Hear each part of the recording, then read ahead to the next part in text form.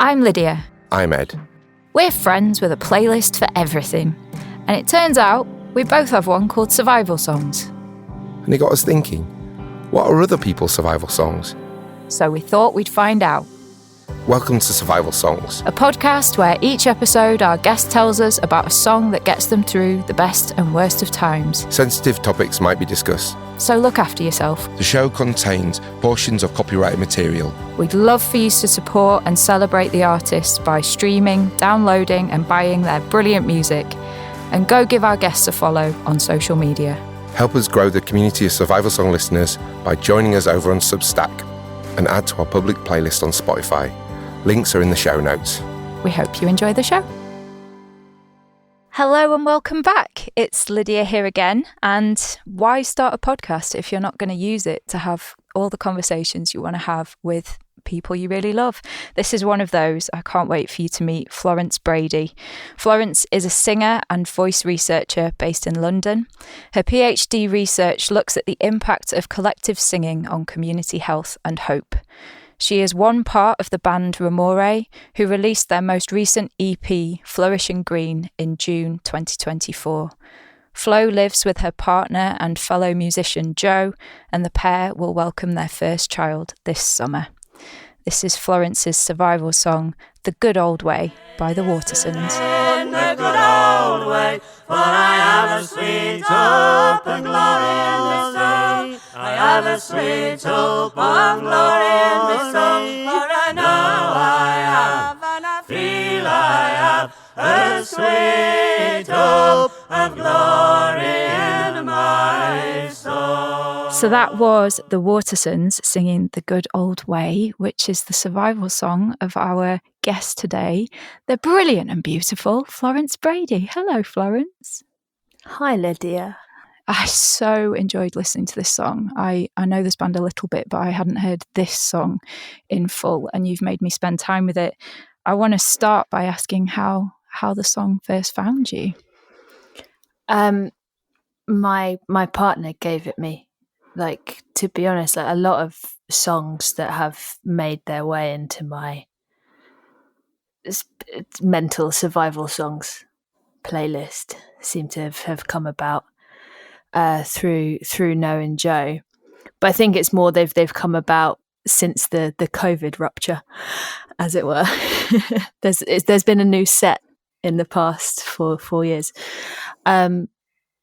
So this one's only been in my life for two years, maybe.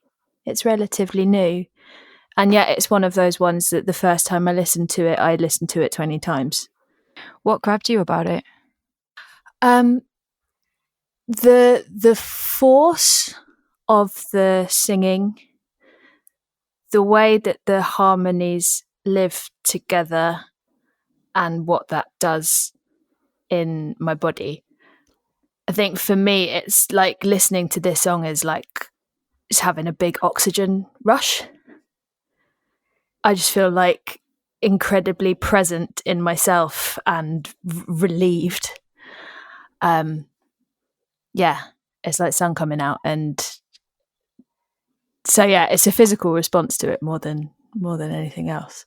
Are you able to say more about what the song, like at what points in the song does that happen? What's it doing for you? What's it offering up? There's no warm up or introduction. They just launch, and it just stops me. The first time I heard it, it stopped me in my tracks, whatever I was doing. I mean, I was probably sitting with the intention of listening to this new song I'd been given, and still it was like a point of real physical arrest. And then when the voices first split, and take the pleasure, Jesus, etc. Take the pleasure, Jesus. Those moments where all this space opens up, it's kaleidoscopic, and then the chorus is an absolute punch. And just the way generally that the Watersons voices all live together, because they're related, you have this this real blood harmony thing going on. So like when people who are related to each other, particularly at sort of at the closeness of siblings and cousins as they are, their voices resonate together in a particular way. You hear it as well in like the Lynch brothers in Lankham and siblings who sing together all over the place, just like their voices sit together in a very specific way. And yeah, it's just vibrations and vibes from start to finish. There's no softness in it, and yet it's really joyful and warm. And the way you use the word kaleidoscopic, I so know what you mean. It launches off into the ether, doesn't it? But then I'm ultra aware of how all the voices land together on the same note at the end of every chorus. They go places, they travel all the routes, and then they come back together.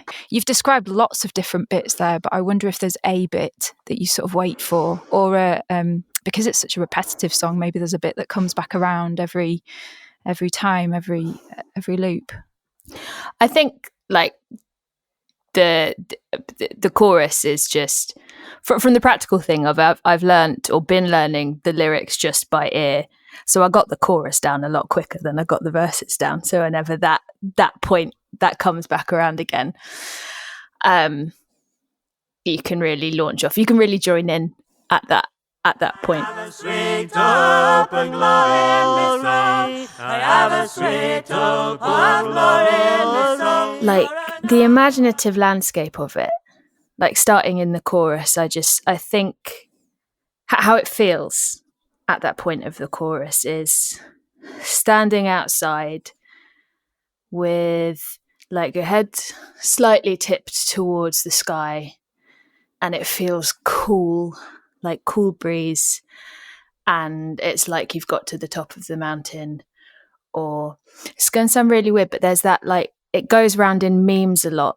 You know that picture of Nicole Kidman when she's just divorced Tom Cruise and she's like walking out and embracing the sunlight and her head's tipped back and she's slightly like, yeah, like relieved, but in a way that isn't about like relieved and settling down into your couch. It's like you're like relief, and so you can stand in your power and just be like, yes. So it's somehow that picture, even though that is a really weird pop culture merge that I didn't quite expect to bring up in this moment necessarily. Yeah, the Watersons turn every listener into Nicole Kidman. I love that. Yeah. Yeah. Ed and I talk a lot about the different shapes of survival and what different songs do to elicit a feeling of like, I've survived this, or I will survive this. And what you're describing is that top of the mountain feeling. It's I have survived, or I'm convinced there is a top of the mountain and I can reach it. Is that what survival means for you in terms of this song? I think so. And what this song, I mean, is about is that hope for the future that comes out of like really steadfast action in the present. So like if the song's about anything, it's about that, whether you're religious or not religious. So I think that idea of hope, that idea of progress, survival is about existing beyond the present moment. And I think when you're out of survival mode, in which everything is just now, surviving is itself a long durational process. And like when you remember or realize that you have survived, the future time opens up again, because you're not locked in fight, flight, adrenaline anymore. So it's nice to have a song that feels like it's opening the future up again. It's that moment of realizing that you have survived. Yeah, survival as a moment, and then surviving as the ongoing bit. And there's something about this song for me that evokes a sort of worker's vibe. It's a song you could plough fields to. It's a song you could forage to. It's it's one I want to use my hands while I'm listening, kind of thing. And hope as a kind of collective act, and singing as a collective act. I know that's something you're very invested in. Do you feel like saying a bit more about that?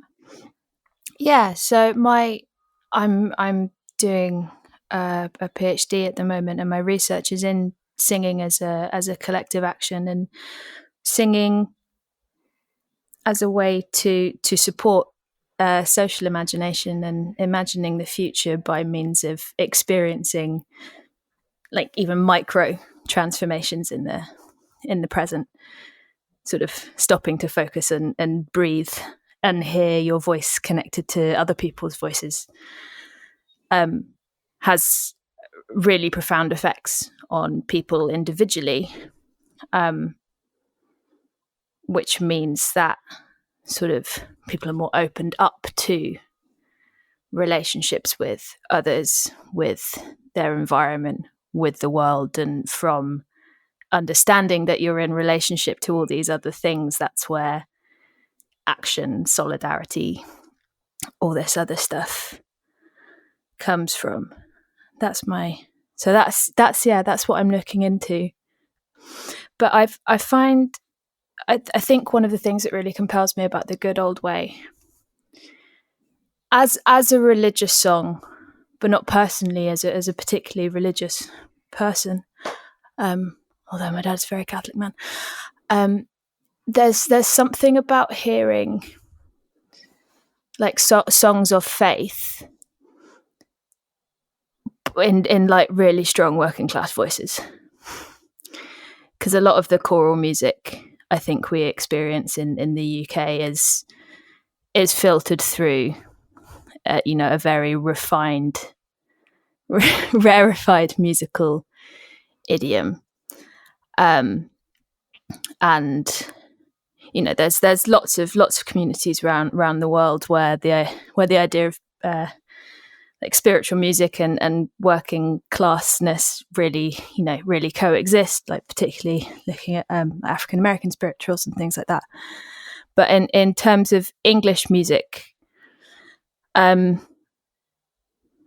listening to songs like this really grounds the experience of faith for me in communities and in voices that are a bit more like mine.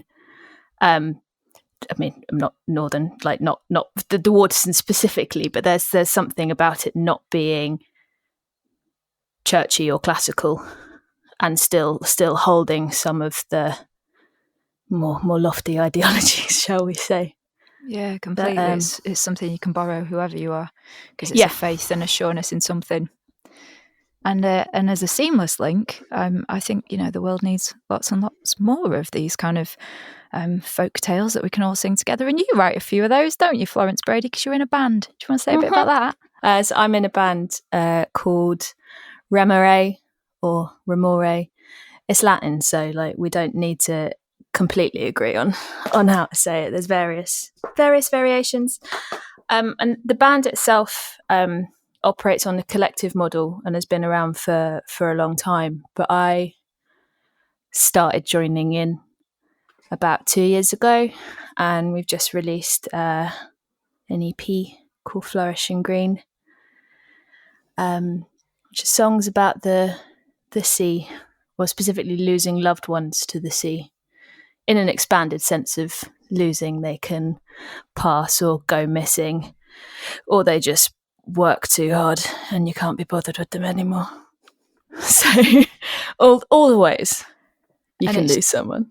It's true to say, and I'm not just saying this because I'm talking to you today, that Johnny's on the Water is currently my most played song of 2024. So thank you for that. That's cool. It's just immensely beautiful. I really, really adore it.